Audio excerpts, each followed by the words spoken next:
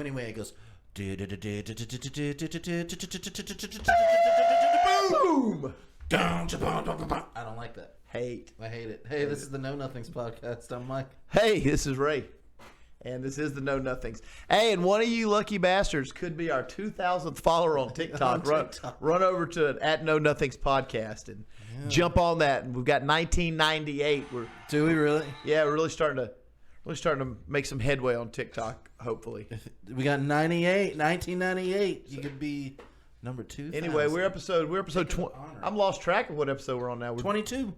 22. They grow up so fast, don't they? Do a little quick camera check. There you go. Good to go. And mine's not on. Yours not on? It doesn't matter. Right. I'll get up and turn it on in a minute. Oh, the LSU game, the guy walking out on the field. Bro, did you see that? Yeah, I'll pull it up. That was crazy as hell.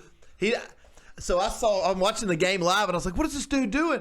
I just saw him, like, picking him up when I'd, like, walk to the kitchen to grab something. I came in, and they're just arresting the guy or whatever. So I thought it was like a normal guy that, they'll dart on the field and take off running or what have you. So, man, then I started getting the footage after the game, like on TikTok and on Twitter. Just started seeing this dude just walked out on the field. Like, he had to be, okay, two things can happen here. He's either on shrooms or LSD, or he's autistic. He's on. He was way comfortable. Way comfortable. He didn't. He just goes like this, and like he's supposed to be there. Like, what are all these? Kind of like, what are these guys doing? Everybody's on my. Are you pulling it up? Yeah. This dude's zonked out of his head. This is crazy. I mean, it's 110,000 people. /high fan. I don't think that's drunk. I don't think that's drunk. Acts in a much more like jump off and run on the crowd, make a scene. Man, they're making us watch this whole video. This dude didn't walk out there and make a scene at all. No, he just was watching the game. And look, they're playing. They're right. He's supposed to be there. Look, here he comes. Here he comes. I gotta get out of the way. Get out the way. Just strolling out there. Just like, what's going on here? What are you guys doing? Oh, it's a football game? Oh, I'm not supposed to be here?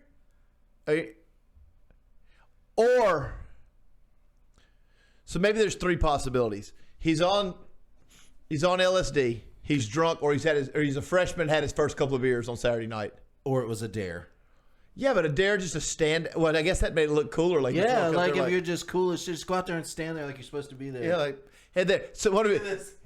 He's a freshman and he's fucked up, and so one of the older guys is like, "Hey, man, dude, just walk out there like you belong. Nobody will even look. Nobody even say anything. Go." Yeah, they don't care. You can go out there. Yeah. That was pretty cool. So the game wasn't very cool. That game was wow.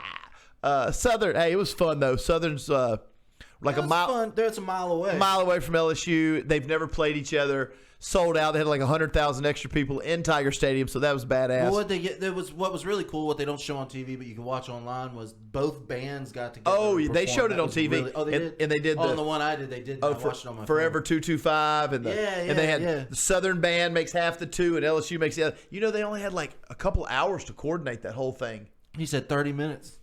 30 minutes? The band director said 30 minutes. Southern band director said it 30 minutes. I guess they just all know how to make letters and stuff, so they just. Oh yeah, I'm sure. Like I wasn't in band, but I'm sure that there's definitely like a way that you do it, there's like a rules to where you are on the field and stuff. I mean, yeah. Well, they did it fast, and it looked badass. It looked awesome. LSU's looked really awesome. The way that they have like the different colors on the front and back, and they turn. It looks so neat. The bands in the definitely at the HBCUs, but LSU's always got a badass band too, the Golden Band from Tigerland. But that was a fun game. They got to get a big win, and we got. They both won championships what year? And like 100,000 people showed up for the parade in Baton Rouge. Was that like 1950 something? No, it was not 2019. 2019. 2019's when LSU just won the national title, and Southern had won the HBCU national title. And they had a parade, and there was 100,000 people at the parade. That's a crazy amount of people. Well, for the game, there was 100,000 people that weren't in the stadium. Oh, really? 100,000 people just on campus. outside. The stadium was sold out. But you've been at Baton Rouge. Think about 100,000 people on the street lined up. Would be insane. Oh, I know. It's crazy. So they had 100,000 extra people on the campus. But as far as I know, I think there was no incidents. No. Well, yeah, everybody you know how was cool. we do in Louisiana. Yeah, we have a good time. We're gonna party and have fun. We had one guy walk out on the field. Yeah, yesterday. and he didn't cause any problems. He didn't cause any problems. It was. If they'd just let him go, I wonder what his plan was. Like, just keep following the offense. I hope they don't kick him out of school. That would be wrong. They probably will. Yeah, but I hope they don't. If he's enrolled in LSU, which he looks like he was, he looked about 18, 19 years old. Like his first year. Freshman for sure. Freshman. Hopefully, his dad donates a building or something, and he gets to stay. He didn't have that look of a guy. He didn't have the donating building look. He didn't have the look that he came from a family that he just dressed kind of like my kids or your kid. Just like t-shirt, some old shorts, some old shorts. He didn't really have the wealth look to him. He didn't have the look of one of those guys like, do you know who my dad is? Yeah. Legacy. No, he didn't. The legacy kid wouldn't have went out on. The legacy kid's the one that told him to go out. He told him to go out. What happens. Yeah. That's what happens. He's not going to take the fall. Oh. Anything else going on with you this weekend? Everybody keeps telling me it looks like I'm losing weight. So I guess I'm losing weight. Keep slugging them down. Sluggo, what do you guys think? You think Mike's losing weight? I think you go back and look at episode 1. Scroll back down on our TikTok and look at episode 1 and then come to episode 22 and see if you think Mike's losing weight. I think you are. Have you jumped on the scale? No, I'm not jumping on the scale. You started with like 275? 275. You look like about 258 or something to me, 254. Man, if I was 258, that would be... Maybe less. Wait do you see... When I drop all this, wait do you see how... I had a guy the other day, I was traveling to Georgia, and I stop in Meridian, Mississippi, and go to the only bookstore I know of. There's still bookstores? Yeah. It's a Barnes & Noble, maybe? No. Books A Million. Yeah. Whatever has Joe Mugg in it, to get a coffee. And there's always these two older gentlemen sitting there at Joe Mugg's. Always. They're always there. It's just like the gas station old men that sit it's the gas station old men. They're sitting there, and I walk. The one time when I noticed them was because I walk in and the one guy was like, "Do you play football for somebody?" And I was like, "No." And he's like, "Well, Dad." He's like, "You used to though, did you?" And I was like, "Well, I did a little." Yeah. Back when I was junior like high, 7th grade. Yeah. When I was puny. Yeah. And he's just like, you look like you play football, because I've gotten so big. Like, I don't know. You're your big dude. I don't feel like a big dude. My brother was telling me, he was like, man, like a couple years ago after we've been bodybuilding for like 3 years, he was like, man, you're a big dude. He's like, you look like you're a linebacker. And I was like, I don't feel big. I was the youngest. Yeah. I was the baby, so I always feel like I'm the baby. Is that what that is? Big I am. Yeah. I don't feel like that. That's interesting. When you get down to about 220, you're gonna look like a machine. Oh, dude. If I had down to 220, I would be cut. That's about what you weigh when you were bodybuilding, huh? 215? 250, 240. 240, 250? Mm-hmm. And what percent body fat? 28, 25. 25? So what do you think that is? You had to be less than 25 if you were bodybuilding, huh? I was big. I don't know. I've put on... There's a lot of muscle in here underneath this fat layer. Were you doing shows? Well, I tried. My brother was. Me and my brother would sign up to do shows. Then I couldn't, because to do a show, you got to get to 6%. Yeah, you got to get to 6%. And I could never do that. It's too painful for me. Yeah. Like, my brother's a machine, though. He does it. He's, like, on fire with it. And then so for, you weren't doing the diet part? Then for, like, the last week, I was doing the diet part, but I could never, like, get vascular. Yeah. And I couldn't get vascular, and it gave me a headache all the time, which is what it does. It's what it does. It's not exactly healthy. Oh, it's torture. And then, so I would always just be like a cloud. I look like puffy. just big. Yeah. Just big and puffy, and not vascular. But my brother would cut right up. Bob cut down so much in the last one that he did. People were asking me behind his back if he was sick. And I was like, no, he's doing a bodybuilding competition. But you just get... do where, like, the week before, all you do is drink water. And then the week of, you don't drink any water. And dehydrate. Yeah. Sucks you up real You hydrate to then dehydrate. Yeah. So and like, people were like, "Hey, is your brother okay?" I'm like, "Yeah, he's doing a bodybuilding competition." Their heads hurt. You'll be there before a show. They'll be so tired. Everybody's laying down backstage. Just everybody's laying on the floor, zonked.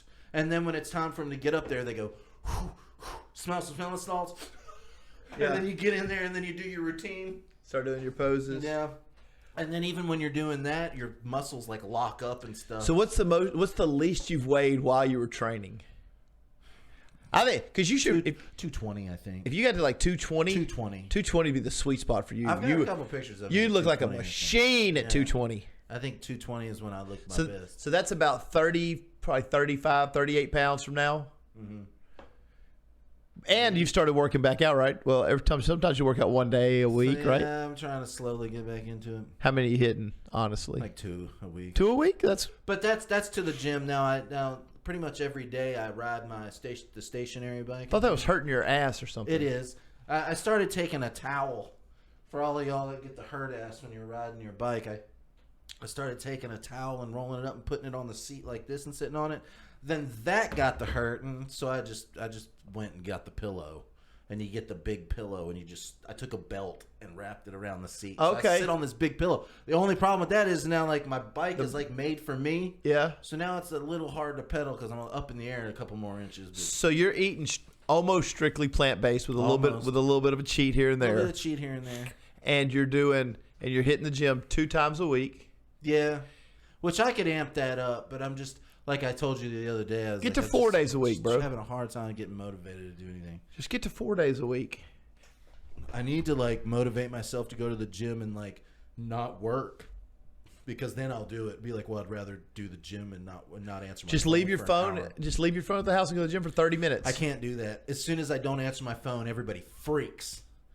Everybody freaks out if I don't answer my phone for 30 minutes. Yes, for 10 minutes. What are they? Like they start texting you, calling you? Yeah, they'll call my boss, who's my brother. They'll be like, hey, Mike's not answering his phone. It's like, well, he's always on the phone, so give him a minute. Yeah. But it's like, no, dude, my phone goes off 100 times a day. Oh, I'm sure. Yeah, I know. Text messaging or emails. It rings 100 times a day? Mm-hmm. Oh, that's torture. Yeah, it is. That's literal torture. It's brutal. I have to change the ringtone on it like once every 2 weeks, or every time I hear it, I want to throw it out the window. Oh, and none of that stuff's textable? I try to tell them, but I'm also dealing with truck drivers too, so like I don't want them texting and driving a truck down the road with 80,000, 100,000 pounds. Oh, right. I'm saying, so phone calls. Yeah. And some of the older gentlemen that I work with, they won't text or email. They want to call and talk on the phone and have me take notes instead of like some of our customers, like, because that's just how they've done it for the past 40 years. And have you take notes? Yeah, like I have to write everything down. Instead of being like a text message where I can go back and look at it. Yeah. Or an email where everybody's accountable for what they said. Here's the email. You read it. They just want to call and be like, hello, yeah, take all this down real quick. And you're just like, okay, let me just write this down. I got an Apple Pencil right here in my iPad. That's like 1965. Yeah, it's crazy. But that gives room for error about like what he's telling me and stuff. Yeah. Like, so like there has been a couple of discrepancies every now and then where it's like, oh, I didn't say that. Yeah, it's like, oh yeah, and then I thought about like recording everybody, and then then you forget. It's a hassle to record phone calls. It just sucks. So you think at some point y'all ever shift in that industry to like strictly email and text? It almost is. Most people are. I have a couple of people hanging on to that. Yeah. Texting usually is the best for everyone, and email. I agree. Texting comes from the people on the floor doing the work. Emails come from office people. Yeah. So like I get a fine mix of that.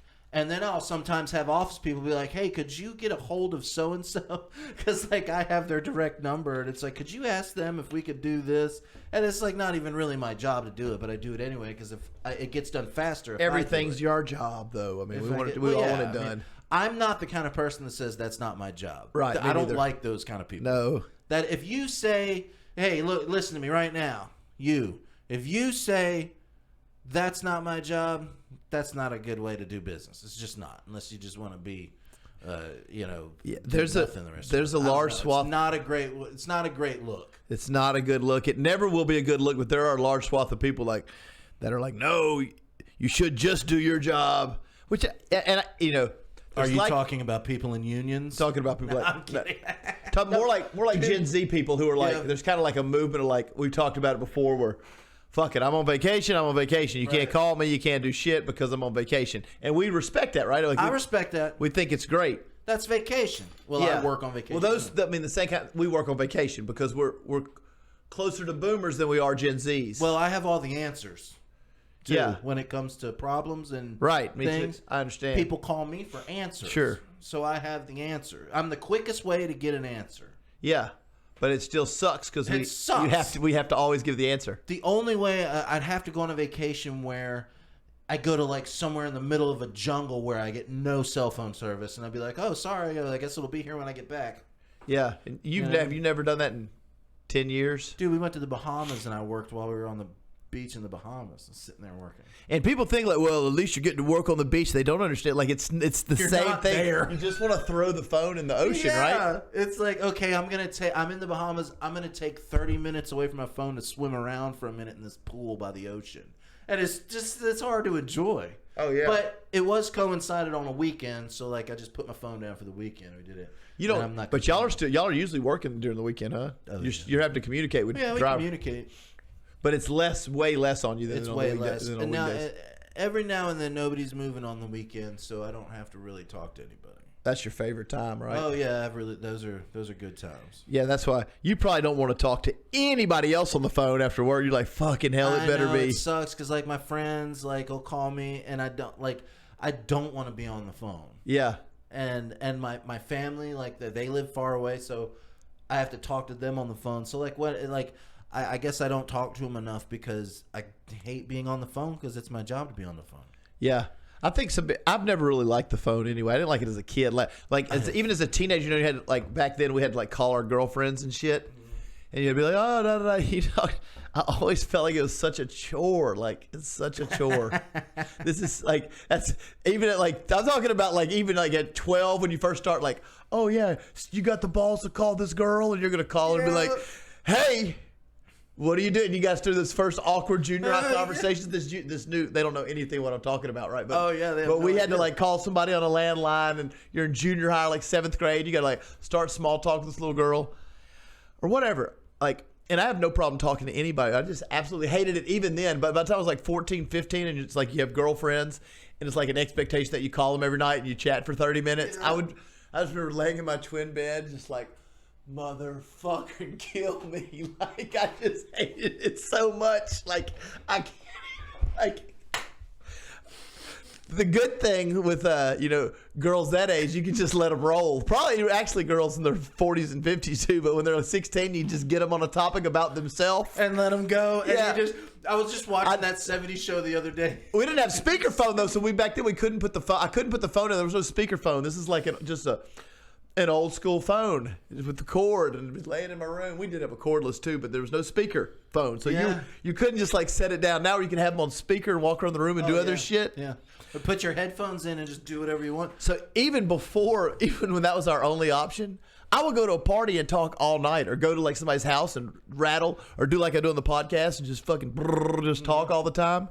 But as soon as the goddamn phone rings, I don't want anything to do with it. I was watching that 70s show the other day. I saw it on one of these streaming services. I just started watching from the beginning. Great, yeah. Just to have it in the background and work while I was working. Yeah. Just in the background. And I look up and he's talking to Jackie on the phone. Like, and he hands a phone to Fez. And Fez is listening for him while he's like playing cards. And then Fez goes, Fez is like, say yeah. And he holds it and he's like, yeah.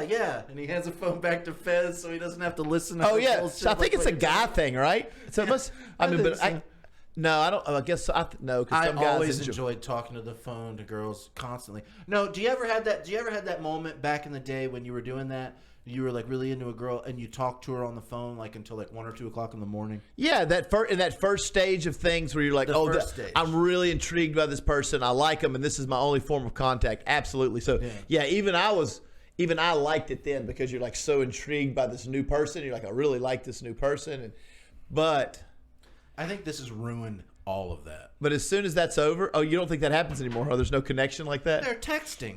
Yeah, and they're like, it's like, oh, I saw that you hearted all of my Instagram stuff. We must You know, it's like, how does it work now? I think, but even with all my like falling in love, like teenage stuff and past teenage would always be like, most of it would have been done for me in person, like the late night talks in person, like when you're together talking. That's what's going to seal the deal for me. Like that's when I really know if I don't think that happens so much anymore. You don't? I don't think that in-person talking seals the deals anymore. What seals the deal? Just the Instagram? The phone, sending a nice pic of you. Yeah, but I'm not talking about sealing the deal. Fuck them. I'm talking about sealing the deal if you want to spend time with them a lot, like them your girlfriend. I don't think that's done through Instagram, right? You're not going to be like, oh yeah, this is my girlfriend. It's done through Snapchat. But you don't know somebody through Snapchat. These people get to know each other. They don't know. You don't know over the phone. But I'm saying, it's still got to be an in-person intimacy, sexual thing. Like not sex, but like. It's like, you got these really great memes. I want to come over and have sex with you. Well, it's like, I didn't even make up these memes. I'm just really good at finding funny memes and posting them, and now I get all this ass. No, but I would say though, if a girl can get a meme, that's if a girl gets the same meme that I'm getting and she finds it funny for the same reason I find it funny, I'm going to find that extremely attractive because like, okay, I think she's witty, smart, like that's. We used to do that with movies. Because lots of times music. If I show you something and you're like, oh shit, and I know that you think it's great, and I see it and I think it's great, and then I showed this girl, I was like, oh check, and she was like, huh. I'm like, this girl's a fucking dud. Fucking goddamn nerd. Like that's a big like a sense of humor. That's with anything, I think. Like a common sense of humor, at least somewhere in the same universe, is a big deal because after you've had sex with somebody, what do? You have to talk. You got to talk to them, right? You can't just be like, it cannot leave now. It cannot be an empty bag of air, or like everything you're like, or when you're trying to show them a meme and they need you to explain why it's funny or something like, what does that mean? I don't get them like bang my head into the desk. Fucking hell. That's like what I was talking about the other time we were talking about dating somebody in their 20s, and I would just be like, no, they don't. They're gonna talk about shit I don't know what they're talking about, and then I'm gonna make jokes about. So I married an axe murderer, and they're gonna have no fucking clue. What you're talking about. Yeah, but it's just like this. It's like, we just had sex, and I called you an Uber. I'll see you later. Yeah, I'll send you another meme sometime. But I mean, humans still connect. People are still making friends, and people are still making girlfriends. Like humans. It's different though. It's different, but people still make new friends and make new girlfriends and boyfriends. I really think. And don't you think people have certain people built for that? Like, do you believe in that? Like, there's someone for everyone. Well, I can say this. Anyone that I've ever had like a real connection with, you know, the few people in my life that you had a real connection with that are like of the opposite sex, it's almost instantaneous, right? Oh yeah. There's like a chemical thing. You can feel it. They can feel it. You know what's going on. You can't before anything's going on. Right. It's just like something's going on here. Right.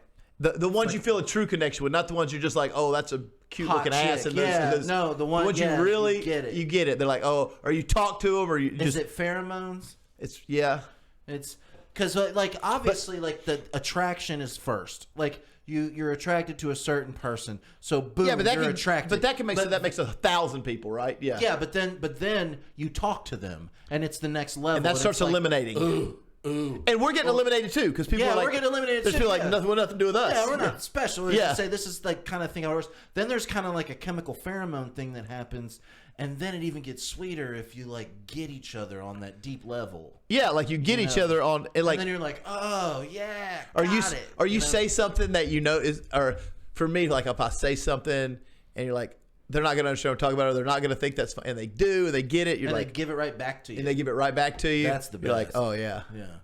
There's just I don't know what they just something where there's a click with a person, and you can't explain it. It's a inexplicable human phenomenon. I think it's like that. But think about billions of people on Earth, and everybody. Some people go 25 years, they never meet anybody, and then they meet each other, and it's like, and then like they end up married and this whole with family, and like it's just crazy. Yeah, I think that like some people meet the people that like meet in high school, like my parents, they've been together for over 50 years. My parents met in high school. Met in high school. They married. My parents got married 18 days. Yeah, it wasn't a joyride. And nobody's marriage is a joyride. It's work. Yeah. Now that I don't know. I don't know if those people. I don't know if our parents were finding their person yet, or if it was just a thing in the 60s and 70s. Like, well, I'm 18 now. I'm 18 now. Time to get a wife, get a job, and go do the damn thing. Go do the damn thing. Do the damn thing. By the time we got, obviously they liked each other. They had to have that chemical thing. At some point, our parents were probably like that, and then you're just with somebody so long, it grinds off your edges, and you become this one unit. You're one unit of two different people. Yeah, that's for sure. I see my parents, and they are just one unit of one person, and they're great. Oh yeah, for sure. Mine are too. I'm just saying. I'm wondering though when people are falling in love at 16, 17, and I was in love at 16, 17. I think you could be in love at. I think you could be in love at 16, 14, 15, probably like real. I'd say 14, 15. You may not quite understand, but definitely 16, 17. You're definitely in your feels. People that tell teenagers when they're like 16 or 17, like, oh, you're not in love. It's just they're full of shit. They're not remembering what it was like to be 17 or 16. They don't remember that it's nothing but love. Oh yeah. There's no other thing going on. No drama. It's just you and I'm in love with this person. You don't get it, and it's like you don't understand what love is. But it's like no, you don't understand that it's pure love. Yeah, this is just real. This is just a laser beam shot of love at this person, And it's like if they get rejected, it just is like destroys them. Those when people breaking up at like 16, 17, those are worse than fucking divorces. Dude, I had a terrible breakup when I was like 17. It was awful. Oh, I think any guys having a breakup at that age, it's not going to be. It was unless it's now. Don't tell me it's like a month. Y'all were together for a while though, right? No, a while, a year or so. You're with somebody a year when you're 16. It's a fucking lifetime. That's forever because that's 1/16 of your life. Yeah. I mean, you got to remember the older you get, and this is what also like young people don't get because you can't until time tells. When you're 10, oh my God, a day is forever. When you're 20, a month is forever. When you're 40, you're like, fuck, it's September? Yeah, a year is nothing. Shit. Imagine when we're 60. Oh, so man. Tell me about the breakup. What happened? What'd you do? Talk about it. Oh, you going to talk about it? We're on the. No, man, I can't. I don't want to talk about it. No, you don't have to say her name. I was just I'm not. You were a bad boy. I was so upset that I like banged my head against a tire until my head bled. See, I was. You got to tell this story then. No, I can't. Why? I don't want to.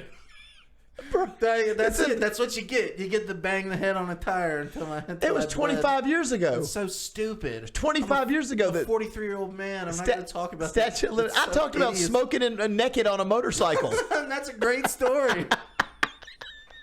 Well, if I can talk about smoking naked on a motorcycle, you could talk about a breakup from 25 years ago. All right, fine. I was smoking naked on a motorcycle one time. And she caught you. Yeah, that's right. No, anyway, here's what I was going to say before all that mess. Mm-hmm. I really thought or I really also think that one day people will turn their backs on these. For whatever reason, you're going to put an Apple Watch on in 10 years, and it's gonna tell you like the people are having a problem with the new Apple 8, where it tells you when you're ovulating. So women are like, well, because that's a huge invasion of privacy if it leaves that watch and goes into a data bank somewhere. Because it could also tell when they're pregnant or when they could be pregnant, and then when they go to get an abortion, they have an illegal abortion, and your Apple Watch tells on you and you go to jail. So there will be a certain point where everything is so tracked, even down to our biometrics, that people are going to be like, screw this. Does that happen now? It tells you when you're ovulating? The new one. What do you do? You put it in your you put your calendar in or something? The new one coming out this month in September it reads your body temperature, and your body temperature when you're ovulating as a woman has like a certain temperature. It goes up and down, and it tells you so you can get pregnant. Yeah. Obviously, that's the ideal time. The ideal time to get pregnant, it tells you. And so you think saying that it's not being stored, it only is stored in your watch, that it doesn't send it to like the big cloud in the sky for them to know. Yeah. But how do we know? But they say that, and that's not true. All that shit goes right. Everything you do on your phone goes right into a big old system. And even if it doesn't have your name on it, it's putting everybody in these categories and percentages and boxes, and then they sell us back whatever we want. forever. And just I always thought that like that. I think that people will turn their backs on these one days because they want privacy at one point. I've been having the same thought. I was like, everyone's so invested in them and having their phones and stuff now, myself included. But there will come a time when I don't know that everyone will, but there'll be a large group of people that'll section. They're just like, fuck off. it. I'm going back. I heard that I'm hearing flip phones might make a comeback this year. Well, we knew that was going to happen anyway because I mean. How long can we go with this brick until it's not fun anymore for these people? They want to be able to flip it, and they don't remember flip phone. They never had one. If you're 22, flip phones stopped being cool when you were 3, so you don't know, right, or 4. So you don't. Because the last flip phone I had was 90. No, not 90 something. Well, I didn't get the Razor or whatever in 2006. I didn't have a cell phone until 98. This was the first cell phone that I ever had. When did you have a cell phone? 96. 96, okay. 97. 97. I had a cell phone when they were big. The big Century one here. Yeah. I was probably one of a few people that had one here. Very few people in 95, 96. Not a lot of people had them. I remember getting the StarTAC was the next one in 90. So I'm saying flip phones weren't even invented till like 02. No, the StarTAC was around. The Nokia, I guess, was 97, 98. The Nokia little flip. Bloop, now the Century one was like a brick. It was like this thick with the battery. Yeah. Right? And the bottom half folded down. And then remember what happened after flips? It was razors. That was the next thing. And that was in like early aughts, like 2003. I remember when the Nokia got real tiny and it was just like this big. 1996 was the first flip phone ever. I had one. Was that the StarTAC? Right there. I had that. That StarTAC right there. You thought you were fucking badass with that thing, didn't you? Let me tell you a funny story about that.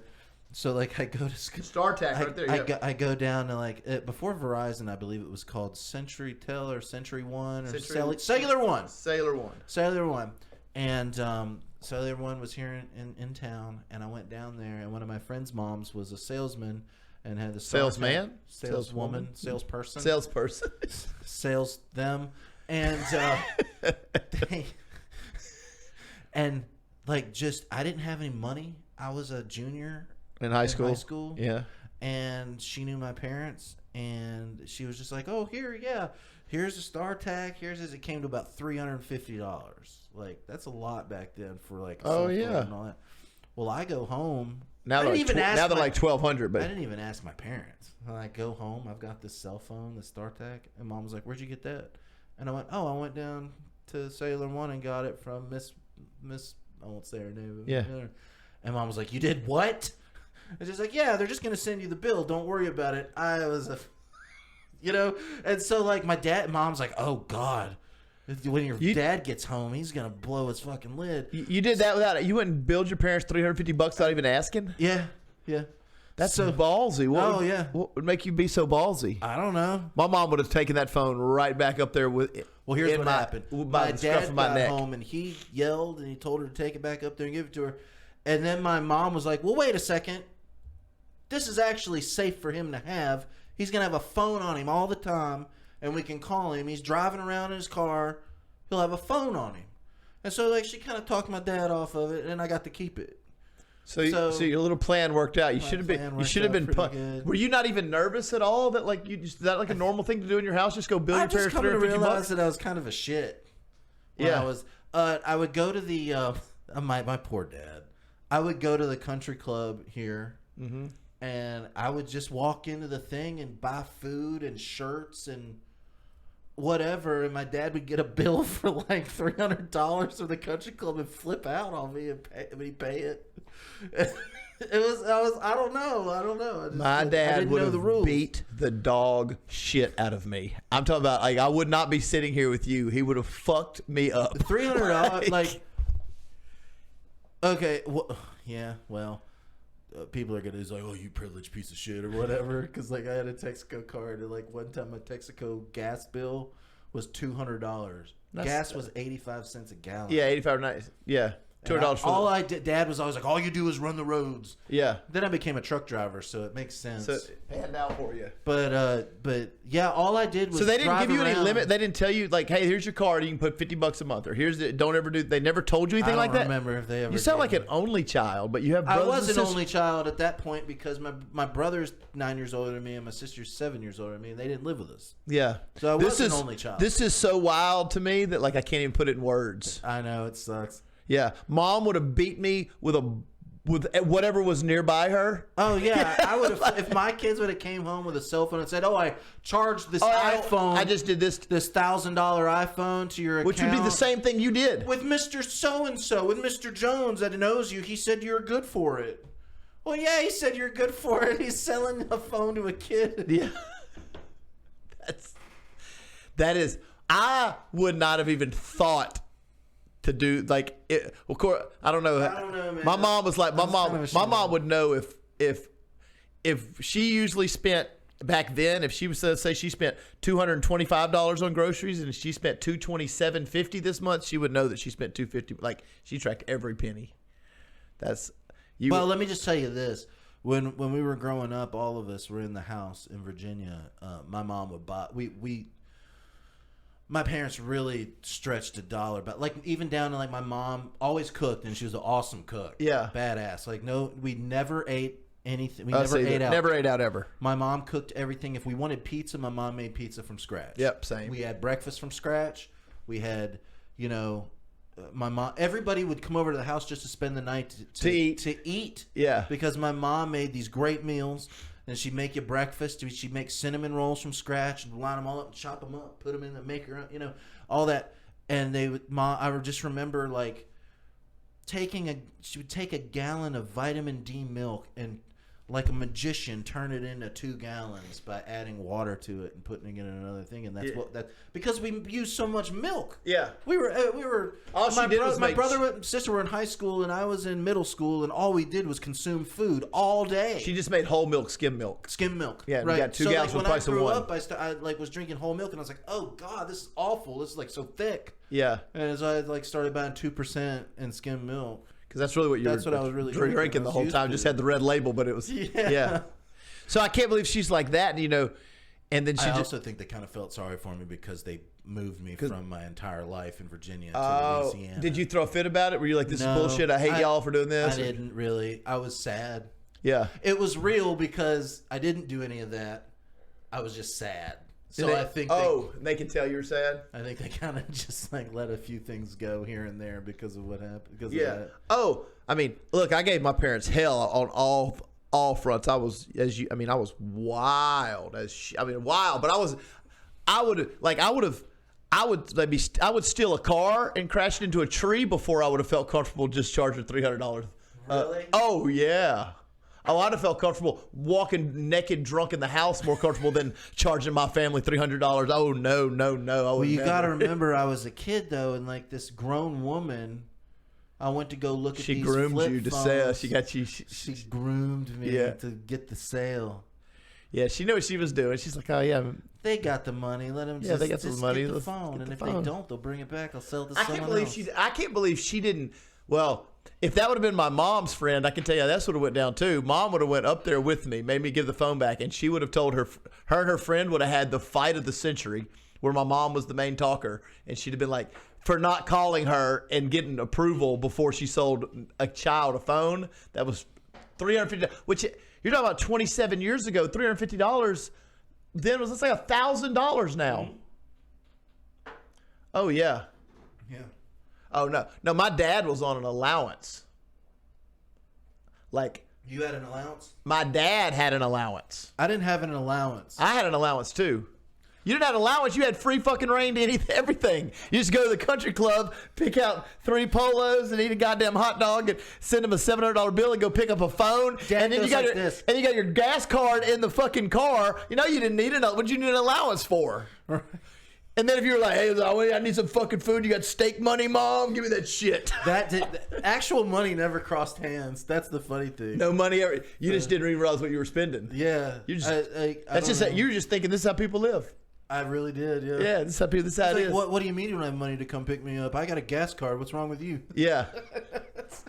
No, I probably bought things on the gas card too, like at Texaco. Like I would get gas and be like, "Oh, well, let me get these bugles." You had to, because every friend I had that was like that and had gas cards bought cigarettes for me. Copenhagen, get a carton of cigarettes. Fuck, it's your dad's card. He didn't give a shit. Like I thought, that's what I really think. Like because it was so foreign to me. And I had a few friends that had cards like that, and I'd be like, it was so foreign to me that I thought any parent that would give their child a card has so much money that they don't even care, because it was never even. I got yelled at a lot. It was never even one time brought up like, hey, you think we should give Ray a gas card or a Visa or an American? Not once. No. Not once. I keep getting this thing, and I wish they would quit sending it to me. Chase Bank keeps sending me this thing. It's like, hey, we've got a kid's card that works with your bank account. It's like, I don't have any kids to use this with anymore. They're all grown up. Yeah. And they just keep sending me this kid's card. They're saying 18. They're saying 18 to 25 kid. Probably. Oh, that's what they mean. They're saying your kids that are now old enough to have a credit card. Go ahead and get it. They need to go make their own money. They're saying go ahead and get them a credit card. Look, I turned out all right after all that. I was given a lot. I really was. But it didn't turn me into a shitty person. You were always a great person. I worked when I graduated. I went to tech a little bit, and I didn't graduate, but I almost I tried, and then it was like I got to get on with my life and start making money, and that's what I did. Same here, yeah, exactly. So I just started working, yeah, and I made good money working driving a truck. How old were you when you figured out you had to make money? When they cut the siphon off, did they support you? Were you in college still getting your insurance paid and your cell phone paid? And well, look, they've always helped me out until I got married. They helped out buying a little tiny house. They helped me out, and I paid some and they paid some. Then I sold it and I moved back to Georgia, started my own trucking company, and that's when it was done. After they sold that house, because you gotta. So through if you can help your kids out, you help them. Yeah. Now through college, I worked at Walmart. So you did. What did you have to pay for in college? You had to pay for your rent? No, I lived at home. They still lived here. Oh, you lived at home. Okay. You had to pay for your gas? No. No. Insurance? No. Cell phone? Well, I worked at Walmart. No. Food? I'm gonna get so attacked online. No. This is fucking insanity. In college? At 20 years old? I worked at Walmart, and I went to college. And used all that money for... Dad bought me a new truck, and I paid for that. Oh, that was nice. I paid for my truck. That was cool. I paid for the truck. Okay. So they kept you on the tit for a while then, a little bit. Okay, no, here's the thing. I actually... It's okay, it worked out. I actually went to... I just didn't know you were this spoiled, Mike. Oh, God. I was taught a good work ethic. You are. By showing me the finer things of life. Yeah. And I wanted those things for myself, so I got to work. So they never... Were you prepared for that things cost money, you feel like? Yeah. Yeah. I was a real shit, though, before that. Obviously. But when I realized that, it's not cool to have a girlfriend that's 5 years older than you and come over to your house and ask your dad in front of her if you can get some money to take her out to eat. You don't want to do that. Oh, did that happen to you? No, but that's just what was going through my head. It was I better fucking get it together if I want to be with this person. That's kind of what grows you up anyway, right? Yeah. Those kind of things, you want to be able to bone your girlfriend not in your parents' house, in your room that you grew up in with your Nirvana poster on the wall. Right, you want to have your own place. It's your own space. That kind of, You want to be your own man, be able to do what you want to do. You want to be able to do what you want to do, have her come over, and sit on the couch and with her and not have to worry about your mom walking in on you. Certainly. So, you get your ass in gear to make those things happen. And that's what I did. Yeah. I always had, these really great jobs. After Walmart, I worked for this company called Sugarloaf, and check this. I was 19, 20. Yeah. This is right before the band. I got my own apartment on Cross Lake in Shreveport. I had a company car. Right. I'm 19. Yeah. Got a company car. That's crazy. I don't think that happens anymore. That I drove around. This is the job I did. It's really awesome. Remember back in the day in the vestibule areas of Walmart where they had the claw machines and all that stuff? And on top of those, it said Sugarloaf. Well, that was a company out of California or something. I don't know where they're on them. But like I got a job working for them. They gave me a car. I would go to Walmart's, pull the money out of those machines, take the money in the back Walmart, count out Walmart's like 25%.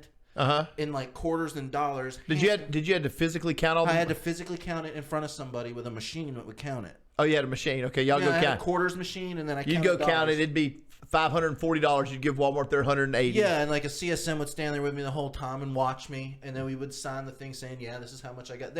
From the time I opened the machine where the money was taken, the time there was always an escort, so we always knew. So there was no discrepancy. Yeah, it's not like you couldn't take any. Yeah. Yeah, like I would keep more money, put money in my pocket, whatever. It would say what you had to give to return to Sugarloaf, right? Yeah. So like I was riding around in 19 in his car. My dad never gave me any money to put in any of these machines. He always said nobody puts money in those machines, right? Yeah. I'd like, hey, Dad, let me get 25 cents for a bouncy bouncy ball. My dad would give me tons of money to put money in those machines. No, my dad never gave me any of that. He saved it for the gas card. Yeah. Anyway, so it was like 25 cents here and there. He's like nobody puts money in that. It's throwing away your money. I'm like, oh, okay. And so, like, I get a job at Sugarloaf. I'm in the first machine I open. There's like $700 in ones in this fucking machine. Yeah. And I was like, oh my God. There are like it blew my mind because I was thinking the whole time. You're thinking you're going to open it and be $3. It'd be like $3 in it. Yeah. Because everybody had my dad. Right. You know? And it was just like, there's so much money in these machines. It never occurred to me once that I was riding around in like a Ford Escort with $14,000 worth of quarters and dollar bills in the car with me. Oh, yeah. Were you not? Nowadays, if I was riding around with $14,000 in a car, I'd be scared shitless. I would have a gun. They didn't have like a big security protocol about all that? Sure. No, not really. They said, go get it. It was an unmarked car. Yeah. I didn't wear a uniform. I just did like the uniform was like a polo shirt. And so would you go to the bank and deposit it? No, I took it back to the office, and they had a huge safe at the office that all that stuff went in. But it was such a good job. Is that what you'd pick up like 14, 15 grand a day? In like 2 days, it would be about $8,000, and then by the end of the week, if I didn't go make the drops, I'd have about 20. Holy cow! Just on your route. Yeah. Well, I had a lot of machines too. Here comes the next part. Probably like 30. Well, that was a lot. That's what I said. 30. That's probably like 30 machines. Try 30. I had 30 or 45 machines. You're only supposed to really have like 20. Yeah. You're supposed to maintain them and like you had to work on them. Mm-hmm. I remember I would swap parts out. I'm 19. I would swap parts out on these claw machines, take them home, and like fix them in my house. Yeah. And then like we'd have like these things where we'd all get together like in Dallas, and they would show us how to work on the machines and stuff, and like you can fix this machine, and they were paying me great. Yeah. For 19 years old, I was making money. I mean, like 23,000 was a lot of money back then at 19. You were probably in the 30s, 40s. Yeah. Which is crazy money at 19. And you were in school too?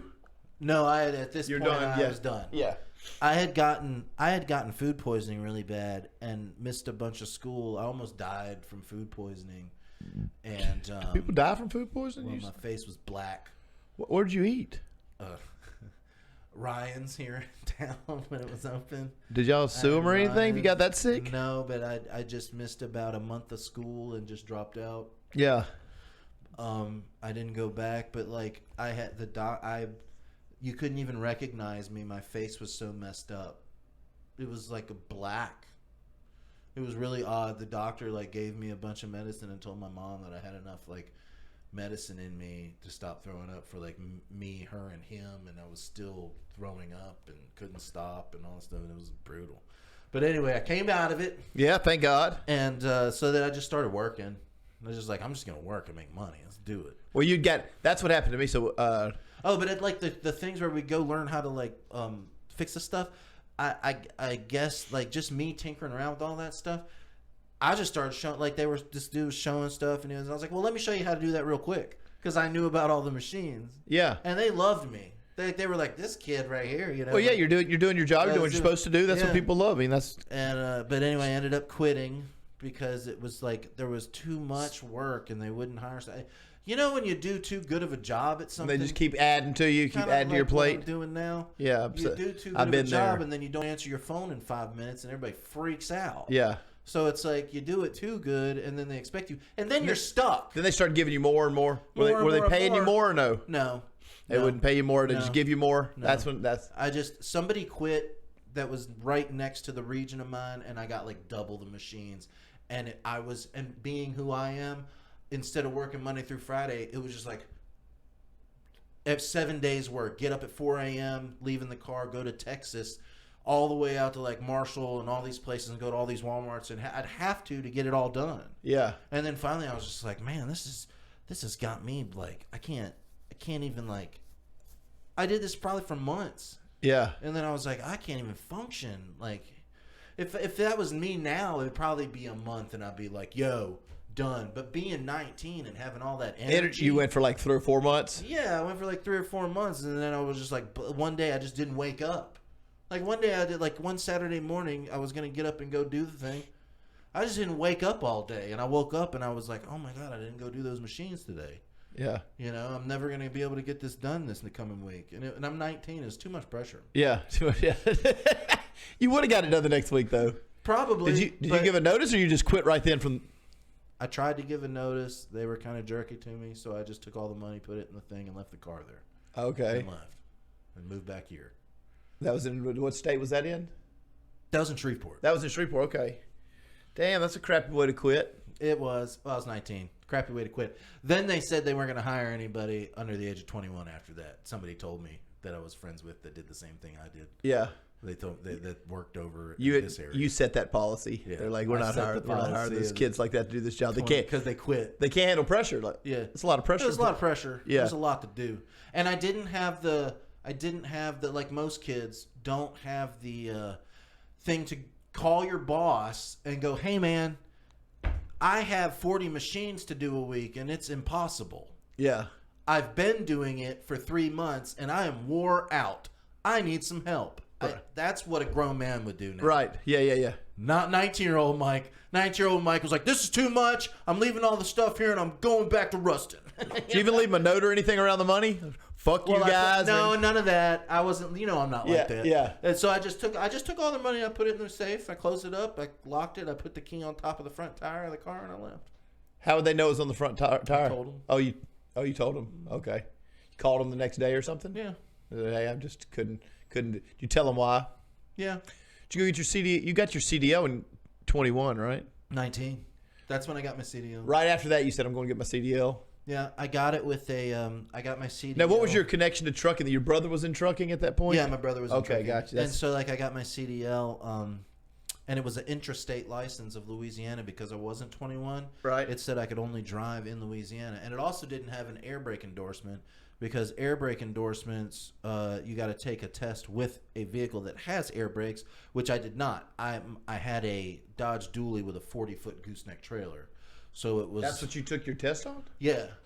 Yeah, they let you do that. It was the Wild West with those back then. Now they don't let you do that. You did a dually with a trailer? That's how you got your CDL? I got my CDL with a dually with a trailer. That's got to be way different, right? Oh, it's way different now. You can't even get your CDL now without taking a I'm saying driving a dually with a trailer, which I've done, is nothing like driving a semi, right? No, nothing at all. Yeah, not even close. Well, yeah, well, semi. So, anyway, I got it, and I know most people out there right now are gonna be like, "That's bullshit. You're a liar." But that's true. I took it right over here at what is this, Caddo Parish, whatever that is, over here, right in the middle of Ruston and West Monroe. Yeah. I took it there. I took the Delta, the Delta Community. Yeah, whatever that is. Where the parking lot is where you get your CDL. Yeah. I took that over there. How long did it take back then? Like a week? No, I just took the test, passed the written test, and took a driving test, and they gave me a CDL for a combination vehicle. I don't know, man. It's so weird. It's such a weird loophole. Then when I got to Georgia and I bought a bigger truck that had air brakes, I had to retake it in Jackson, Georgia, at the place in Jackson, Georgia. I had to retake it. I still didn't. I drove that truck with air brakes for a while without the endorsement and the interstate license. Nobody ever bothered me about it once. Really? Yeah. There was after I got my license though. I took my test. I took the written test and passed it. I took my written test and passed it. Then I had to take the driving test, and when the driving test, you got to do the pre-trip inspection. So it's like you got to go through every single, the wheel is the tread, the tire, the blah, the axle, the blah. There's like 10 points on one wheel. You got to do it for every wheel, whatever. Right. You do all that. Then you drive. Then they make you parallel park the damn thing on both sides, left and right, so the blind side and the other side. Did that. I'm really good at backing up a semi-truck, by the way, because when you back into a paper mill in some of these places, you back underneath paper machines. It's super tight. Oh, you got to really, you got to wedge it right in. Oh, yeah. What if you can't? You can. You do it until you get it. Yeah. Hey, I had him one time wet the floor and push the back of my trailer over with a forklift while I was trying to back in because it was such a 90-degree angle to turn in, and I was in like a thing, and I had like a really long truck and trailer at this point. But anyway, long story short, I was driving around without an endorsement for air brakes. Then I got my air brake endorsement. And back then, when I was 20, I looked like I was 16. Yeah. I looked 15 or 16. I did not look like a man. I did not look like I was 20 or older. I looked like a kid. I got pulled over like probably about 4 or 5 times by state troopers that drove past me and looked at me driving up in the cab of a Peterbilt semi-truck. Yeah. And they would just whip around and be like, "How old are you, boy?" That really happened 4 or 5 times? Yeah. They'd be like, "How old are you?" Because I'm telling you, I looked like I was 15 until I was 20. I mean, I really did. And then I did that for a while, and then of course KWB called me and asked me to come play guitar and write music for them. So that's what I did. Then I left and came back to Shreveport and was in a band. And was in the band that. Were you just when you were in the band? You were just in the band. You weren't working. I worked it out back. Oh, you did work Shreveport. You did work it out. Yeah, but it wasn't really a real job. Yeah, you were working just. I was living on somebody's couch. It's doing the rock star thing where you just live on someone's couch, you know. Yeah. Before you're a rock star. How long did you do that? The no working, living on the couch deal. 2 years. You did it for 2 years? Yeah. I know people that still do that. Oh yeah. That was in that band. Oh yeah. Oh, well, not really. They own their own couch, but but a lot of those people lived like that. It's a fun way. Longer than 2 years. It's a fun way to live. I mean, it is if you got people that'll put up with you with that. If you got a couch to stay on and if you're staying with a buddy who has a wife or a girlfriend that pays for a lot of stuff, eventually they say get the fuck out. They start getting pissed, right? Were you staying with you weren't staying with somebody that had a wife, were you? Yeah. Oh, were you? Yeah. 2 years with them? Wasn't a big no, not all the 2 years. But I was like, holy shit! Yeah, I'd be if at a certain point I had my own house, but it was over here, and I would have to drive all the way to Shreveport. It was like an hour away. Were y'all rehearsing daily? Yeah. Y'all were rehearsing every day? Daily. 5 days a week or 7? We would rehearse for 5 days, then we would play sometimes Saturday night. Play on Saturday night, yeah. Usually. We actually had a thing at a play usually what? Place called Michael. Twice a month, 3 times a month. We would do what we called a show, but it was a practice show. We call it a practice show at this bar called Michael Mann's, and it would be like people would be paid gig or unpaid. It paid, but.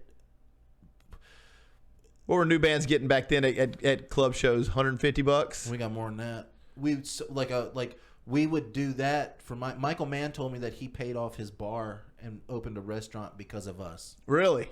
Well, when we play, it would be completely packed to watch us like play practice, because we would just play songs and that we tried out that week and then go play them in front of people and see how almost like comedians do, like where they go and see what songs made people So y'all would have a bigger show booked on Saturday or something. And then we would do a big show. When we would do a big show, we do a big show like out of town, or we would do a show at a bigger place that had more people. But every time we played, it was packed out and it would be out the door. Yeah, they'd let two people leave. They'd let 2 people in. And they would always constantly run out of beer. Well, that could have been every day. Was that like that when y'all first started playing? It could. I mean, that's like I've never even heard of that from like the Beatles. It was like that. The first gig. The first show we ever played was at Ponchatoula's, and it was packed out of the front all the way around the back. And they ran out of beer in the first hour. Budweiser, if that tells you anything about our clientele that liked our music. Well, how did that happen on your first gig? Because we had Sean Price in the band. Yeah, but he was. Oh, because he was from Shreveport. He had a built-in following. Seed before that. He had Seed and that. So like I forgot that Seed was first. Yeah, and they had that huge. They had a huge following band. Back then. Yeah, huge band Seed. So like when we played and it was Sean singing again, it was just like I've always said, it had nothing to do with me. I could play one note on the guitar. Well, I was going to say, well, no one knew. Awesome. I was just going to say it might have something to do with you, but nobody knew y'all yet. That's what I was talking about. Your first gig. Yeah. Like it was like nobody does that. Most first gigs are like 3 people. That was the funny thing is like the 30th gig's like 10 people. Yeah, like it was automatically because of the built-in fan base. It was automatically just crazy. Yeah, out of the gate, crazy for everybody in that band. It's in this area.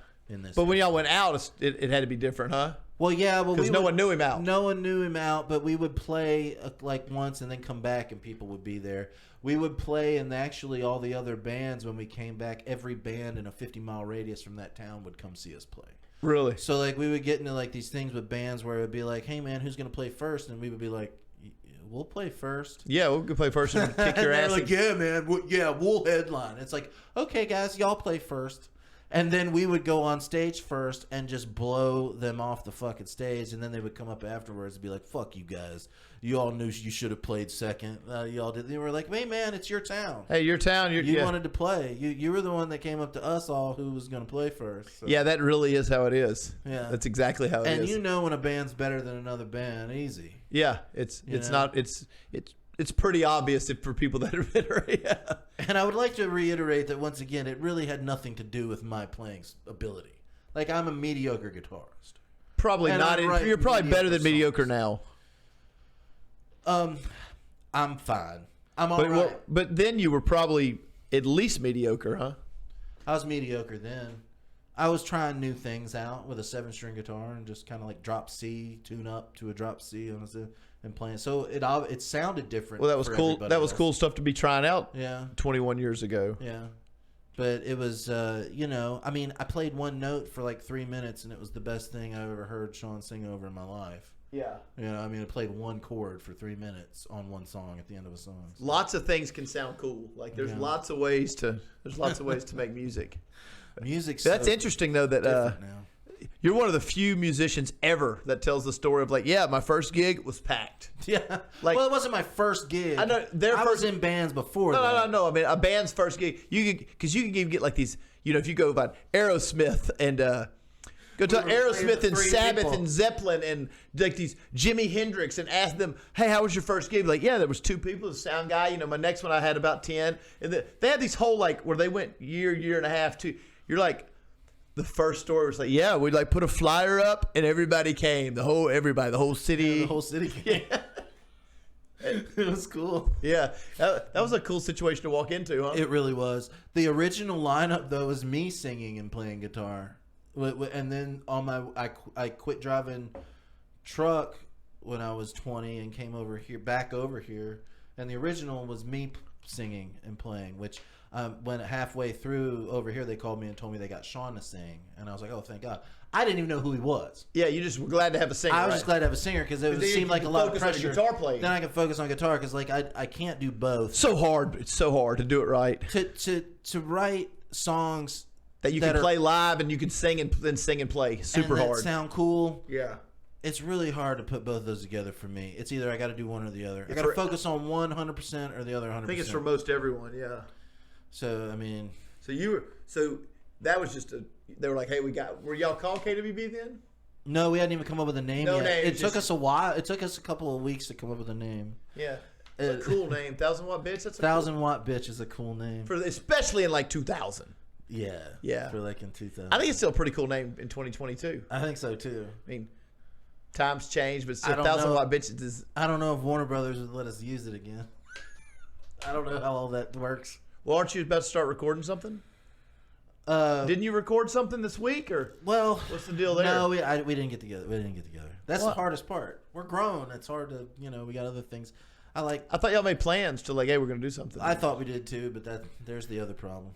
Yeah, you got to do. The other problem is you got to deal with other people. With other people. Yeah. You make plans like when I make plans, they're solid. If I tell you, Ray, I'm the same way. Ray, Friday night.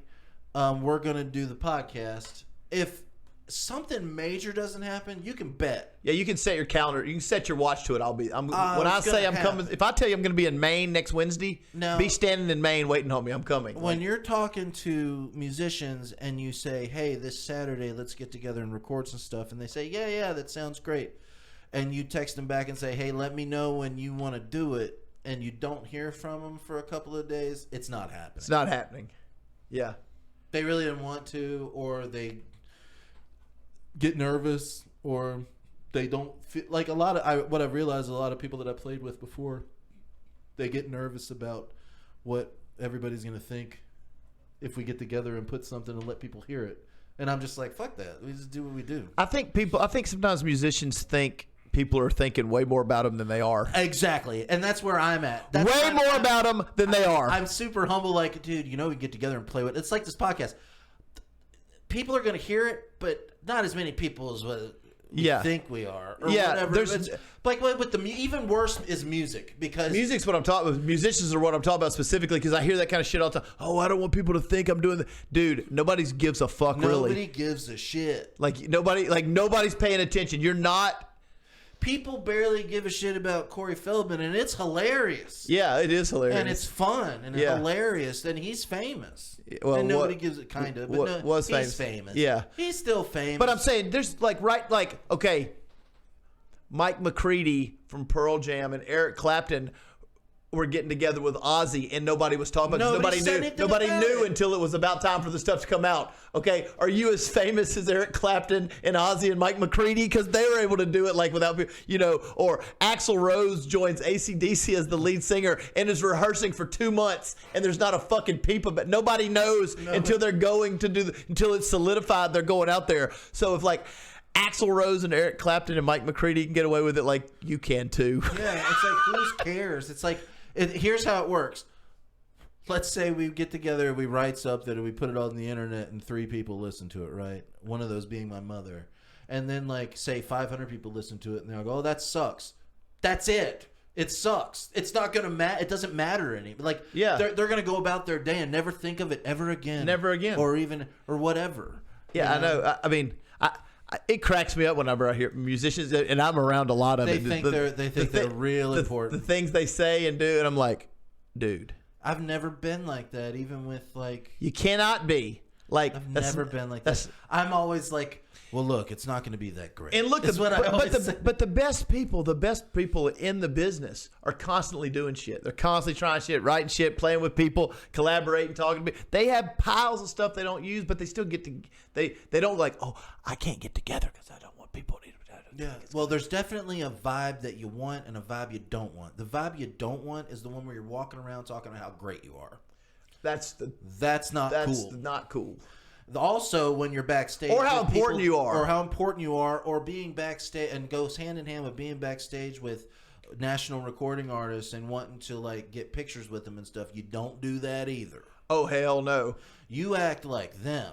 You just chill and be cool. Oh yeah. You don't go, oh hey, can I get a selfie with you? I've got this napkin for you to sign. It's like, stop that, please. Yeah, don't do that. The only time I almost broke character in that situation. But you're not a musician though. You weren't. You weren't playing with them on the bill. But I have had full access to several. So I had full access, but I was told obviously hey, don't bother. And I was like, I never would. But you have full access. You don't want to be the guy going up hey, it's you. But. Sully.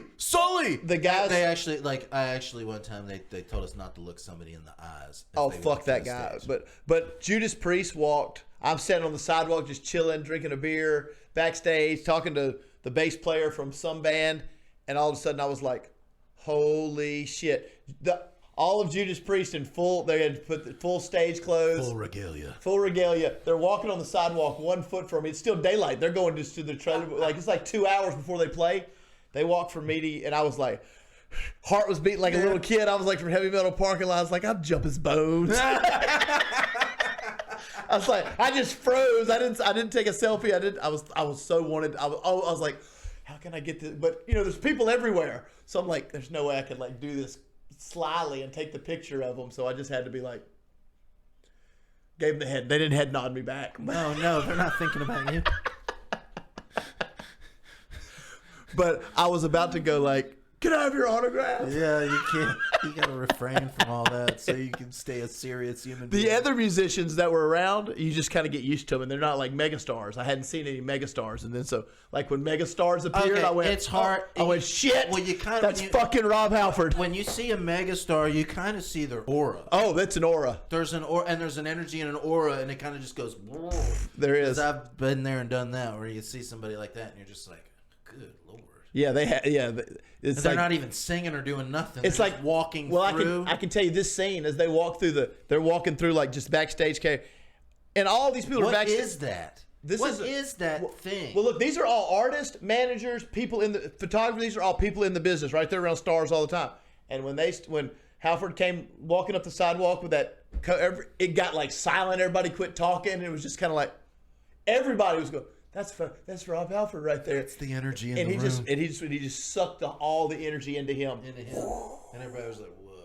It's the craziest I've felt that once, and this is what's funny about this. And that's the first time I've been that close to yeah. When we played in Panama City after Willie Nelson, all those people, the next day, people remembered us. The next day, we were walking around outside, like, taking pictures of like the stuff that's going on in the streets. They had the whole downtown shut down as a festival. Yeah. And there were people like running. They had no idea who we were. Oh yeah. No idea. That's my whole point about the ego thing. You just played this huge show. They were running up to us. There were people I'm talking about like teenagers. Yeah. Teenage girls and dudes. Yeah. Run up to us like, oh my God, like run off. And we had to be like, the funniest part about it was keeping your shit together, like how important you were. Yeah. So people were like coming up and like wanting autographs. Well, how'd they know you? They didn't, because of the night before. They remembered seeing you, but they didn't know who you were previously. They didn't know who we were. They didn't know who our band was. They didn't have anything to. They never even heard us before. It was just the spectacle of it on stage creates that energy. Yeah. And people see you, younger people, see you on stage. Or see you off stage. And then see you off. They see you on stage doing your thing, and it's amazing on these big screens and all that. Then they see you off stage, and it's like a continuation of the energy that they felt that night. Yeah. So like they see you. We had people like running up to us, and we just had to be like, cool. You know, like just did not be like, oh yeah. You know, just be like, cool. So, did y'all sign any or no? Yeah, I or signed dicks to people. Okay. No, I signed stuff. They didn't know who I am. I'm nobody even famous. Yeah, I know. I was just on stage the night before. They didn't know who we were. There's kids, and like I did. This lady wasn't a kid. It was a woman. Yeah. The night before, like popped her boob out, and I was. Gotcha. But at the time I was married, and my wife was standing behind me, pregnant with my first son Noah. Yeah. And like she pulled. This is funny because this lady was like, sign my tit or whatever, and like pulled it down, and I'm standing there, and I looked at my wife, and I just signed the lady's shoulders. Get out of here. That's a perfect story. That's the perfect story to end on. Yeah. She pulls her tit out. I signed her shoulder.